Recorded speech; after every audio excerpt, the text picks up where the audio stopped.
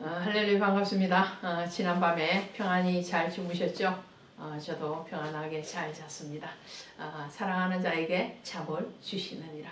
그죠? 오늘 그 사랑하는 자로 다시 하나님의 은혜 안에서 출발하도록 하겠습니다. 오늘 창세기 19장 가십니다. 19장에 오시면 그 유명한 소돔과 고모라의 멸망 사건이 일어나죠. 이 소돔과 고모라가 왜 멸망했는가? 오늘 성경에 보니까 동성연애를 대표적으로 기록하고 있어요. 그렇죠? 아브라함의 조카였던 이 롯이 거주했던 그 땅이 바로 소돔과 고모라 땅인데, 그 땅에 어떻게요? 천사들이 이 소돔의 멸망에 대해서 알리기 위해서 이 롯에게 가죠. 근데 그 롯이 그 천사들을 영접하는 모습을 보게 됩니다. 영접할 때에 그때에 주변에 있던 그 마을에 남자들이 와서 이 천사들을 내어놓으라고 그러죠. 그런 이런 상황 가운데서 오늘 우리는 소돔과 고모라가 왜 멸망할 수밖에 없었는가?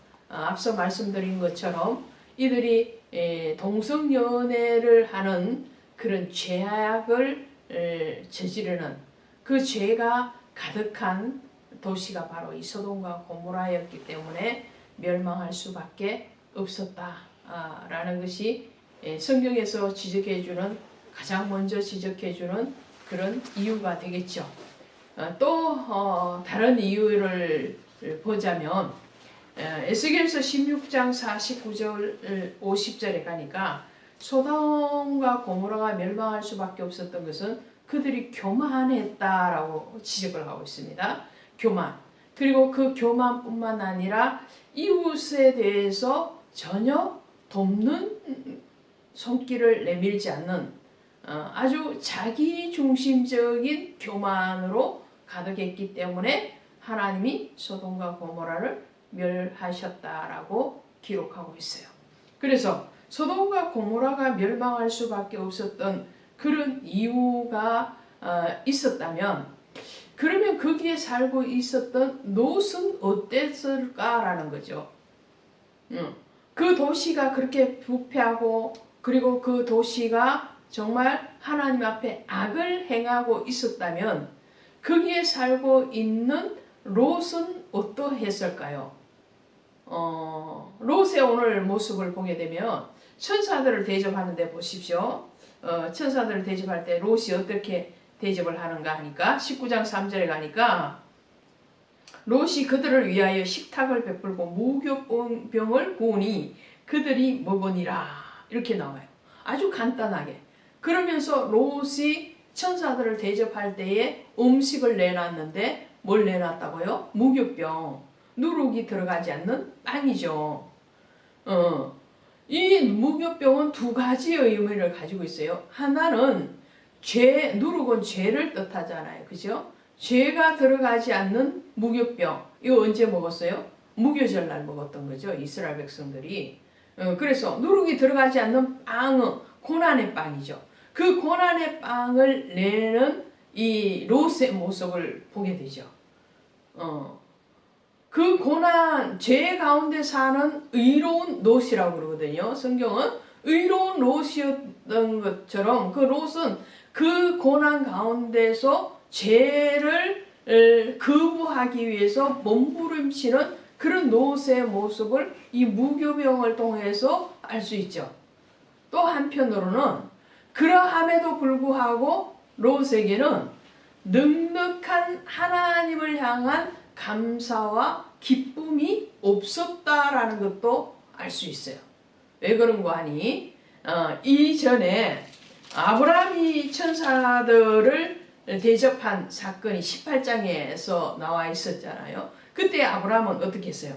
아브라함은 급히 장막으로 가서 고운 가루로 떡을 만들어내고 또 가축대 중에서 좋은 것을 잡아다가 고기를 송아지를 잡아다가 고기를 만들어내고 또 버터와 우유를 가지고 오고 굉장히 극진하게 대접하는 아브라함의 모습을 우리는 봤어요.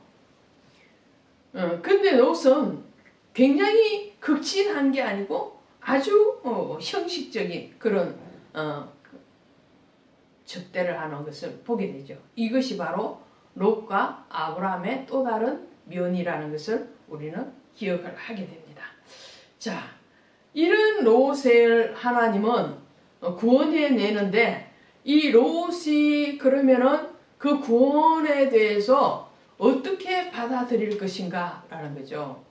롯은 하나님의 천사들의 이 소돔과 고모라를 멸하기로 작정하심에 대해서 믿었어요. 그리고 그가 그의 딸들과 그리고 아내와 또 사위될 사람에게 이 소돔과 고모라의 멸망의 불심판에 대해서 말을 하고 그리고 떠나자라고 하죠. 그런데 어떻게 되는가요? 사위들이 농담으로 여겼더라. 농담으로 여기는 거예요. 자기네 권위가 하나도 없었다는 거죠. 뿐만 아니죠. 그의 아내는 그 성을 벗어나면서 천사들이 뒤를 돌아보지 말라고 그래요. 쟁기를 잡고 앞으로 가는 자는 뒤를 돌아보지 말라고 그러잖아요. 앞길만 보고 가야 돼요. 믿음의 사람들은 뒤를 돌아보는 자리가 아니고 머물거나 후퇴하는 자리가 아니고 전진하는 자리에 있어야 되는데 롯의 아내는 어떻게 해요? 뒤를 돌아보아서 어떻게 해요? 뒤를 돌아보았으므로 소금 기둥이 되니라. 그래서 누가복음 17장에 가면 롯의 처를 생각하라. 롯의 처에 그의 어리석음, 그죠? 그 과거의 그 미련을 버리지 못하는 그 과거가 어떤 과거인가요? 소돔과 고모라에서 누렸던 그 세상적인 부귀와 영화와 쾌락에 대해서 그 죄의 그 먹고 마심에 대해서 미련을 버리지 못하고 거기에서 떠나지 못하는 집착하는 그런 롯의 아내의 모습을 보게 되죠. 이것뿐인가요?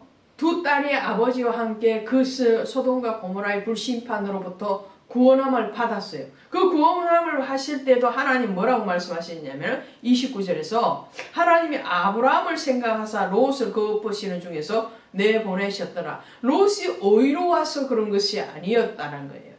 롯이 의로워서 그런 것이 아니라 그 아브라함의 중보기도와 아브라함의 그 마음을 헤아리신 하나님의 은혜로 롯이 구원을 받았다는 것을 말씀을 하고 있죠.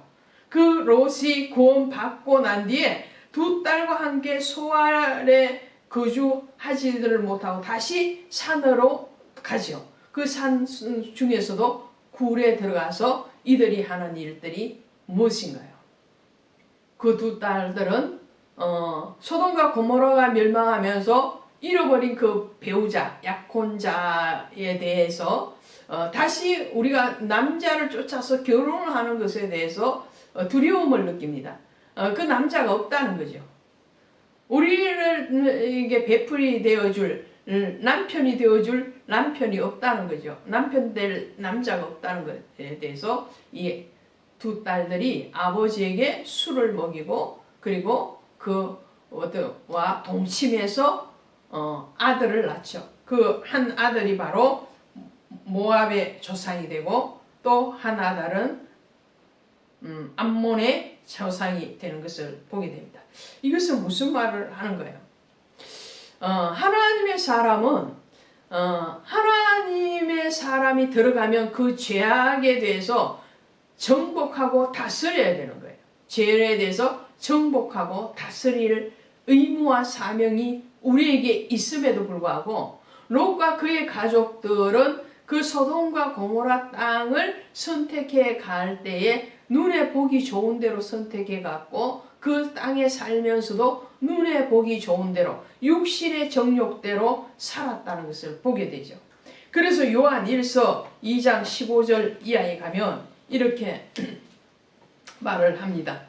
2장 15절 이하에 가면 이 세상이나 세상에 있는 것들을 사랑하지 말라. 누구든지 세상을 사랑하면 아버지의 사랑이 그 안에 있지 아니하니 이는 세상에 있는 모든 것이 육신의 정욕과 안목의 정욕과 이생의 사랑이니 다 아버지께로 온 것이 아니요 세상으로부터 온 것이니라. 이 세상도 그 정욕도 지나가되 오직 하나님의 뜻을 행하는 자는 영원히 거하느니라. 자, 영원히 거하는 하나님을 바라봐야 되는데 그러지 아니고 육신의 정욕과 안목의 정욕과 그리고 이생의 자랑에 휩싸여 사는 이 롯과 그의 딸들, 그의 아내, 사위들을 보게 되죠.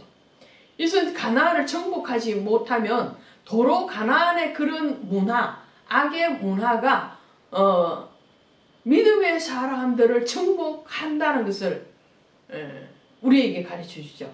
그래서 이후에 하나님이 이 출애굽을 일으키시면서 이스라엘 백성들에게 누누이 말씀하시는 것이 무엇이냐면은 너희는 가나안의 풍습을 따르지 말아라. 그렇게 말씀한 이 가나안의 풍습이에요. 이 가나안의 풍습에 대해서 롯이 다스리고 정복하지 못해서 오히려 다스림을 당하고 정복당했기 때문에 그의 가족은 아주 비참한 모습으로 이 성경에 기록되어져 있고 그리고 그 후유증이 오늘날까지도 이루어지는 것을 보게 되죠. 우리는 악의 세력에 대해서 단호하게 그리고 하나님의 이름으로 그것을 멸절시킬 수 있는 그런 의로운 참으로 하나님의 의를 가진 그런 사람이 되어야 될 것 같습니다. 오늘 하나님은 우리에게 너희는 세상의 빛이라 말씀합니다. 세상의 빛이 되어야 되지 어둠에 동화되어지는 그런 어둠과 타락의 세상에 혼합되어지는 그런 타락한 사람을 주께서 원하시지 아니하시는 것을 오늘 창세기 19장을 통해서 우리에게 말씀하고 계십니다. 수고하셨습니다. 다음 시간에 20장으로 함께 하도록 하겠습니다. 고맙습니다.